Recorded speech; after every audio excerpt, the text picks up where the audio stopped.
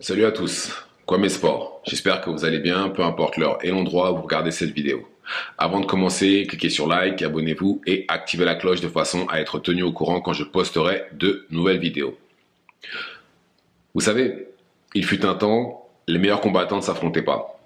Ou ils s'affrontaient pas, ou ils s'affrontaient trop tard. Ce qui fait que malheureusement, on est passé à côté de très très belles rencontres, soit parce que tout simplement elles n'ont pas eu lieu, ou soit c'est parce que c'était juste trop tard. Comme par exemple Pacquiao Floyd, même si moi personnellement j'ai bien aimé le combat en 2015, mais je pense que s'ils s'étaient rencontrés en 2010, 11, ça aurait été beaucoup mieux. On aurait eu Pacquiao frais, un Floyd plus jeune, enfin bref. Je pense que ça aurait très certainement été un meilleur combat. Mais là, maintenant, c'est simple, depuis que Floyd est parti en fait. Depuis que Floyd est parti, les combattants sont prêts à risquer le fait qu'ils soient invaincus et pour combattre les meilleurs. Maintenant, c'est clairement le mot d'ordre. La preuve, on a eu Spence Crawford l'an dernier et ça marchait d'un point de vue financier, mais le combat en soi était très très bien. Très très bon combat et après, on a eu, bien entendu, Fury Usyk. Pour moi, ce qui est un combat très très important. Pourquoi? Parce qu'on n'avait pas eu de champion incontestable en heavyweight depuis Lennox Lewis, c'est-à-dire 20 ans. Mais ça, on doit aussi à Turki Al-Sheikh. J'arrête pas de le répéter. Pour moi, c'est très clairement quelqu'un qui agit pour le bien de la boxe et il nous fait des cartes où vraiment on voit les meilleurs affronter les meilleurs. Mais il y a bon, c'est bien, comme j'ai dit, on voit les meilleurs affronter les meilleurs, mais on voit aussi qui est qui. Qui est une fraude.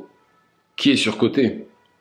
Parce que, clairement, il y en a depuis le début de leur carrière qui, soit ont affronté que des gens pas spécialement exceptionnels, ou soit des combattants, pardon, qui avaient un style qui leur était favorable.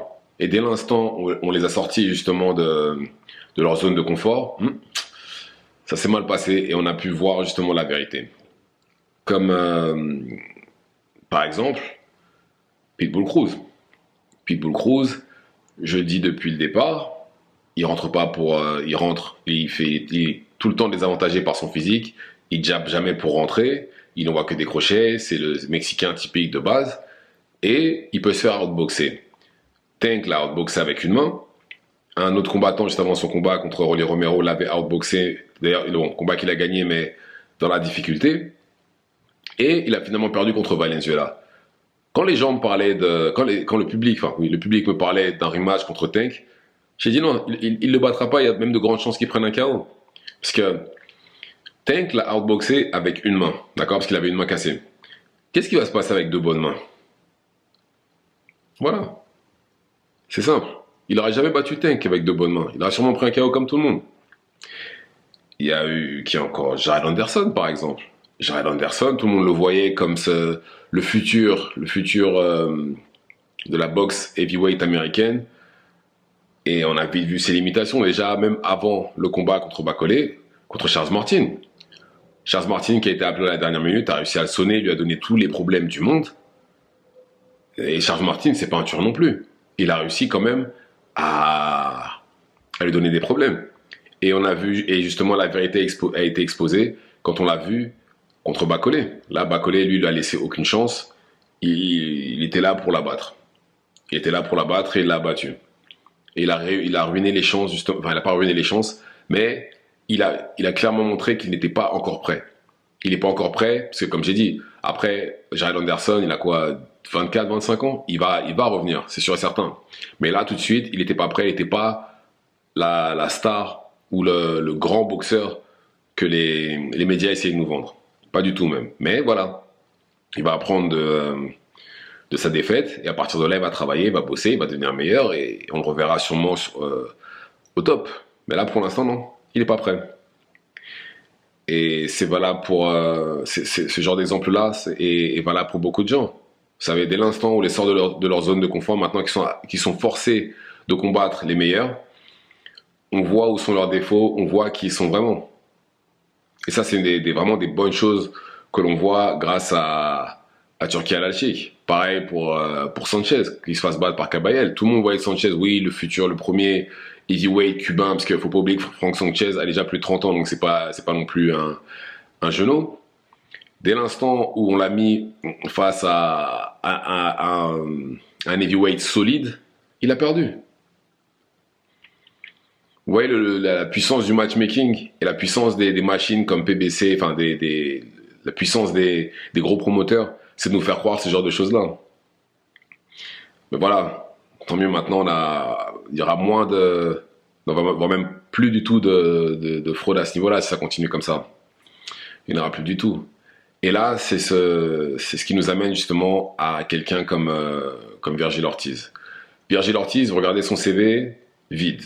Vide. Il n'a jamais combattu personne. Et là, ce week-end, il a combattu Boachuk, qui est un Ukrainien qui avait juste une défaite, 24 victoires, dont 23 par KO. Il a les 2 fois au sol, il s'est fait clairement malmener pendant le combat. Il a gagné par décision majoritaire, mais beaucoup de gens pensent qu'il a perdu le combat. Et c'est ça en fait. Faut qu'on fasse attention à ça, à la propagande en fait. Tant que les combattants n'ont pas eu de step-up, on peut pas aveuglément dire oui, mais ils sont forts, ils ont fait ceci, ils ont fait cela, parce qu'en réalité c'est pas le cas. C'est pas le cas du tout.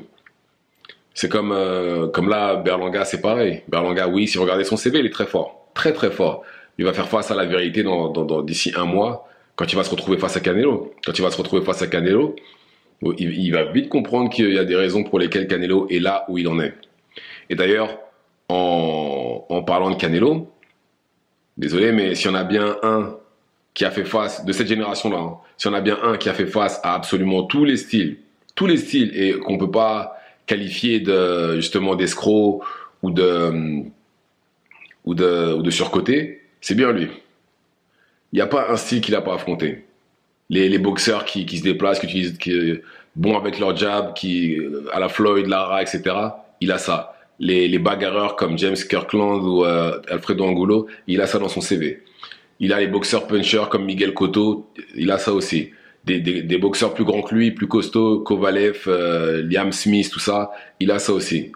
Des boxeurs avec le style, même des boxeurs avec des styles atypiques comme celui de Bivol, il a ça aussi. Bon, même s'il a perdu contre Bivol, mais quand même. Donc voilà, il y a, du moins comment ça s'appelle, en dessous, on va dire dans les cas actuellement, c'est l'un des seuls qui a ça. Et en deuxième, celui qui a ça, je dirais peut-être Anthony Joshua aussi, parce que je pense qu'il a fait face aussi à pas mal de styles en heavyweight, vu qu'il a affronté quasiment les 2 seuls qu'il n'a pas affronté sont Wilder et Fury. C'est les 2 seuls. Il a affronté absolument tout le monde sinon. Pour moi, il n'est pas surcoté du tout. Il a bien entendu, il a eu des contretemps, on va dire, dans sa fin. Il y a eu des petits stops dans sa carrière, hein, malheureusement. Mais voilà, on peut dire ce qu'on veut, mais en heavyweight, il n'y a personne qui a un meilleur CV que lui. Il a affronté absolument tous les styles en heavyweight. Des gens plus petits que lui, des gens plus grands que lui, des gens avec des mains qui cognaient très fort, des gens qui vont très très vite, des boxeurs punchers, des bagarreurs. Non, il a absolument tout dans son CV. Absolument tout. Anthony Joshua et Canelo sont les 2 seuls qui peuvent justement dire qu'ils ont affronté absolument tous les styles. Alors qu'il y en a d'autres, c'est compliqué. Il y en a d'autres, c'est compliqué. Mais c'est bien. C'est bien. Là, il faut que ça continue comme ça. De toutes les façons, encore une fois, dans peu de temps, ils vont être tous obligés de s'affronter de toutes les façons. Parce que là, on voit clairement que non seulement les fédérations sont en train de pousser pour que les combattants défendent leur ceinture contre leur mandataire, mais il y a aussi une volonté des combattants de vouloir combattre les meilleurs, contrairement à avant, encore une fois. Et, bien entendu, il y a Turki Al-Sheikh qui, lui, met les fonds derrière les boxeurs pour pouvoir avoir des combats de qualité. Ouais. Bientôt, les fraudes vont tout être révélées. On ne pourra plus mentir bientôt. Et tant mieux d'ailleurs. Et il faut qu'ils prennent justement, et c'est une des raisons pour lesquelles, malheureusement, encore une fois, je fais référence à l'UFC. C'est pour ça que l'UFC est devant la boxe, parce que vous ne voyez pas justement d'arnaque comme ça. Les strikers, ils les mettent très très vite contre des lutteurs. Très très vite. Très très vite. Ça dure pas longtemps un striker qui ne... Après, bien entendu, il y a des catégories où il n'y a pas ou très peu de lutteurs ou de combattants bons en JJB. Mais vous êtes ils sont dans les autres catégories, ils sont très très vite amenés à faire face à des combattants qui qui sont bons dans la spécialité dans laquelle eux ont des difficultés. Mais bon, comme j'ai dit, la situation s'arrange en anglaise et tant mieux. Dites-moi ce que vous en pensez dans les commentaires, activez la cloche de façon à être tenu au courant quand je posterai de nouvelles vidéos et c'est tout pour moi. Ciao ciao.